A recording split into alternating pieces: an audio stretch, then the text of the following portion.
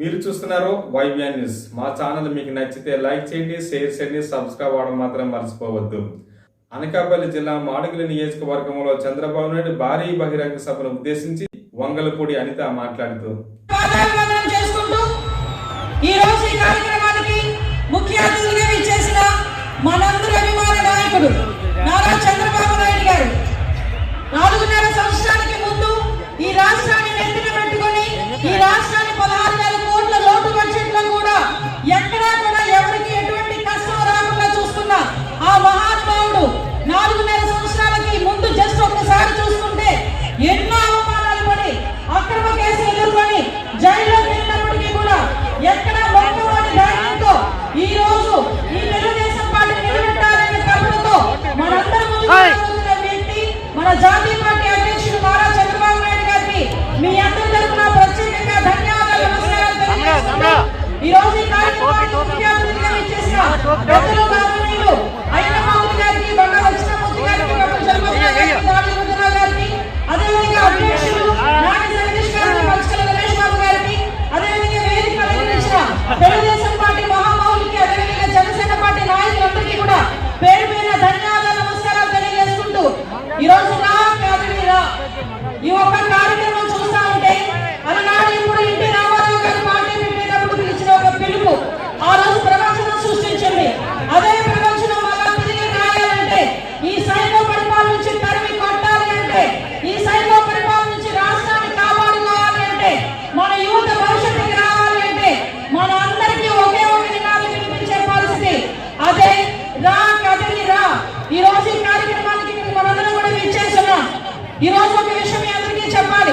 16 నెలలు చిప్పకూడు తిని పరిపాలన చేతకాక, అమరావతి కట్టడం చేతకాక, పోలవరం కట్టడం చేతకాక, నిరుద్యోగులకు ఉద్యోగాలు ఇవ్వడం చేతకాక, మహిళలకు రక్షణ కల్పించడం చేతకాక, ఈ రోజు బయటకు వచ్చి అలాంటి వాడే సిద్ధం అని చెప్పి సైకో అవుతోని మనందరికీ కూడా ఫ్లెక్సీలు పెడతా ఉంటే 14 సంవత్సరాల సీఎం చేసి సైబరాబాద్ లాంటి ఒక వ్యవస్థను నిర్మించి ఈ రోజు మనందరికీ ఉద్యోగ అవకాశాలు కల్పించి, మహిళలకు సాధికారత కల్పించి, డ్వాక్రాలను ప్రవేశపెట్టి, దీపం పథకం ప్రవేశపెట్టి ఎంతో మంది ఉద్యోగాల స్థానం తెలుసుకుని ప్రపంచంలో తెలుగు వాళ్ళందరూ కూడా గర్వపడేలా మన నాయకుడు మన చంద్రబాబు నాయుడు గారు ఈ రోజు అవ్వాల్సిన విషయం సంసిద్ధం.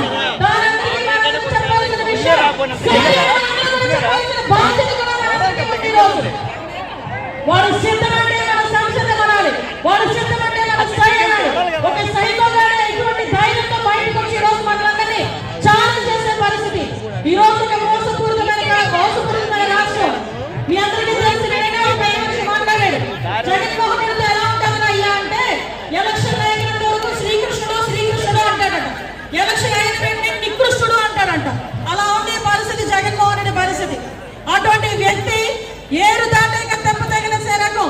ఎలక్షన్ల ముందు వరకు మీకు అది చేస్తాను, అమ్మఒడి ఇస్తాను, ఆసరా ఇస్తాను, చేయూత ఇస్తానని చెప్పిన పెద్ద మనిషి ఈ రోజు అమ్మఒడి ఒక మోసం, చేయూత ఒక మోసం, సిపిఎస్ రద్దు ఒక మోసం, మద్యపాన నిషేధం ఒక మోసం, దిశ చట్టం ఒక మోసం, ఆసరా ఒక మోసం, ఆఖరికి జాబ్ క్యాలెండర్ కూడా ఒక మోసం, ఈ రోజు డిఎస్సి నోటిఫికేషన్ మరొక మోసం. ఇన్ని మోసాల మధ్య మోసపు రారాజుగా, మోసానికి బ్రాండ్ అంబాసిడర్ గా ఉన్న జగన్మోహన్ రెడ్డి కావాలా?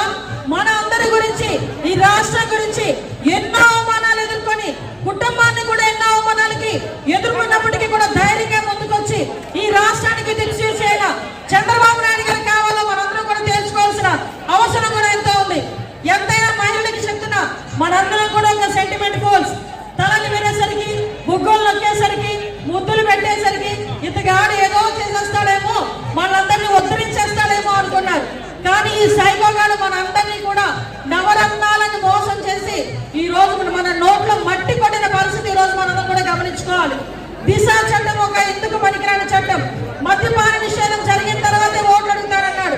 ఇక్కడ ఉన్న ఒకే ఒక మహిళలందరికీ కూడా ఒకే ఒక విషయం చెప్పి నేను ముగిస్తా. ఇక్కడ మహిళలు ఎవరైనా కూడా వైఎస్ఆర్సీపీ తరఫున ఓటు ఏంటి అడగడానికి వస్తే మీరు ఒకే ఒక మాట చెప్పాలి. మద్యపాన నిషేధం చేసిన తర్వాతనే ఇక్కడికి వచ్చి ఓటు అడిగే హక్కు మీ అందరికీ ఉంది. ఓటు అప్పుడే అడగండి. అంతవరకు కూడా ఓటు అడిగితే చీపుళ్ళు ఇచ్చుకొని కొడతా ఉన్న విషయాన్ని మాత్రం ప్రతి ఒక్క మహిళ కూడా చెప్పుకోవాల్సిన అవసరం ఉంది. ఈ రోజు మహిళ బాధ వల్ల పెరిగిపోయిన కరెంటు ఛార్జీల ధరలు, పెరిగిపోయిన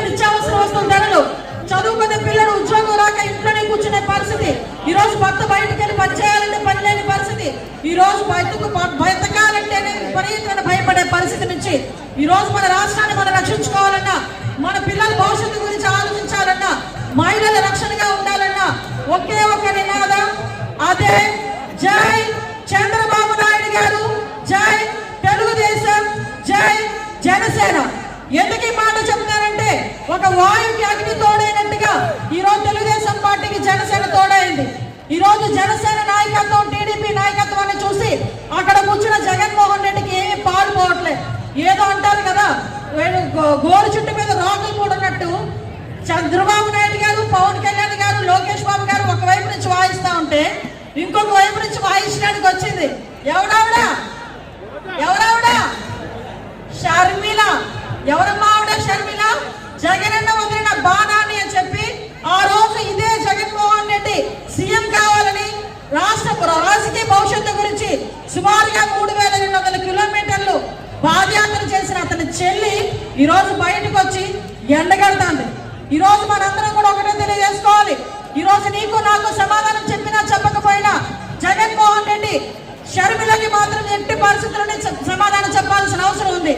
మళ్ళా ఇంకొక విషయం, ఈ రోజు ఆవిడ గురించి కూడా కాలు కూతురుకు వస్తున్న వైఎస్ఆర్సీపీ ఈడియట్స్ కి చెప్పాలి. అరే వైఎస్ఆర్సీపీ ఈడియట్స్, మీరందరికీ గుర్తు పెట్టుకోండి, షర్మిల గారు కాలు కడిగా నీరు నెత్తిని జరుగుతుంటేనే కానీ మీకు ప్రాప్తం ఉండదు. అటువంటి పరిస్థితుల్లోనే మీరు కూడా ఈ రోజు మమ్మల్ని అందరినీ కూడా ఎదిరించే పరిస్థితి. ఒకటే ఆవిడ చెప్తున్నా, ఇంత మండు టెండలో కూడా అభిమానంగా వచ్చిన మీరందరికీ కూడా మరొకసారి ధన్యవాదాలు తెలియజేసుకుంటూ, ఈ అవకాశం ఇచ్చిన మీ అందరికీ, అదేవిధంగా వేదిక ఇచ్చిన పెద్దలందరికీ కూడా మరొకసారి ధన్యవాదాలు తెలియజేసుకుంటూ సెలవు తీసుకుంటున్నా. జై